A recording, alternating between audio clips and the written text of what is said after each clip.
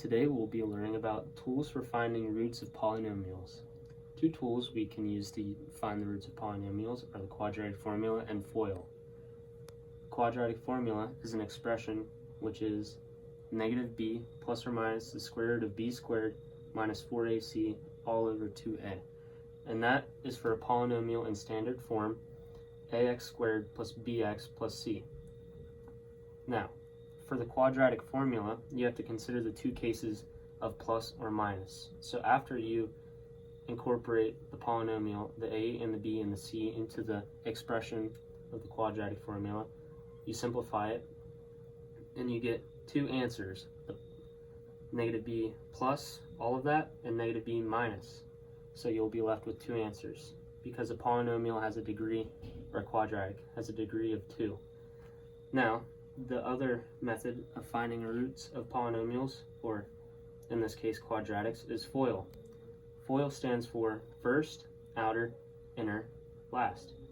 Now again, we will be starting in standard form, ax squared plus bx plus c equals 0. So FOIL asks us to split the polynomial into two parts.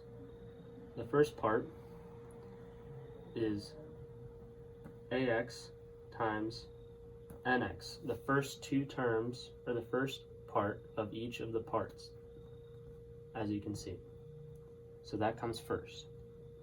The outer talks about ax, or a being a coefficient and x being a linear term, ax times q, the two outer parts. And the inner talks about the two inner terms, k times nx. And the last refers to k times q. And once you're done multiplying all of these values, you add these two, the product of these two terms, plus the product of the inner terms and the outer terms and the last terms. And it should look like standard form when you're done. Now, whenever you are finding the roots of a polynomial, you have these two expressions separated, and you can solve for x to equal a number. Now, whenever I think of FOIL, I think of a basketball court. These two terms, this being the home team, this being the away team, these two lines, the foul line and the three-point line, representing the first two terms of FOIL, and these two terms on the away side representing the second two terms of FOIL. This being the first term is the closest to the hoop of the home team. The second term in FOIL of the first expression being the three-point line, which is second closest to the hoop. Now these two are farther away from the home team's court, side of the court. So this is the first term. This is an inner term. These two terms are the inner terms. And this is the last term. So when you're doing FOIL, like I said, you do the first term of the home side times the first term of the away side. And then for outer of FOIL, you do the first term of the home side times the last term of the away side. The outer two, the farthest away from each other, points on the court that I have marked. For the inner two, for I, you have the two spots on the court which are nearest to each other, multiplied against each other. And for last, you have the last term in the first part and the last term in the second part, closest to the away team hoop, multiplied against each other and added up to get the polynomial. So now we're going to do an example using FOIL.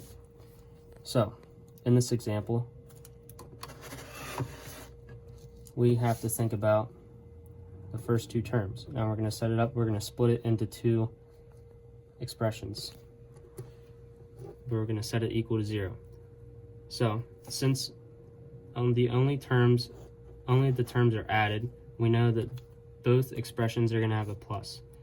But we don't know what either of these terms are going to be. We have to think about what two numbers multiply together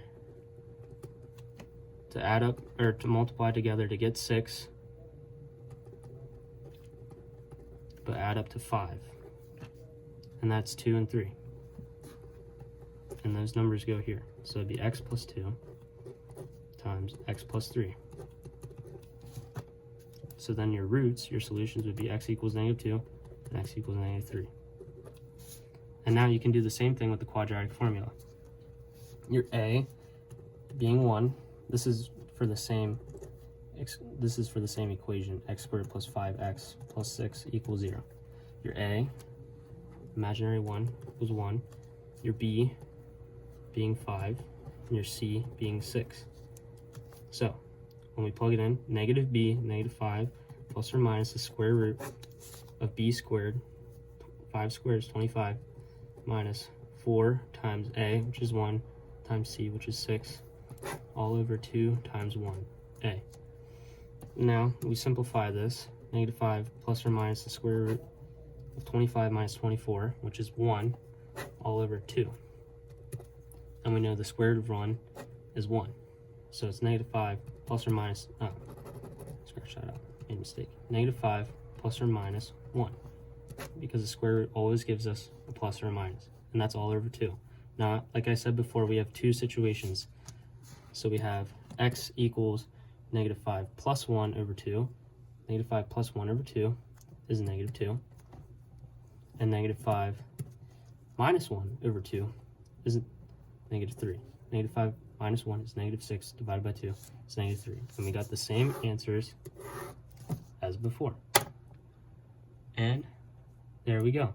And for practice, I would assign students problems like this where they could use each method at all. I would also ask them to create something that would help them visualize FOIL more easily, more realistically.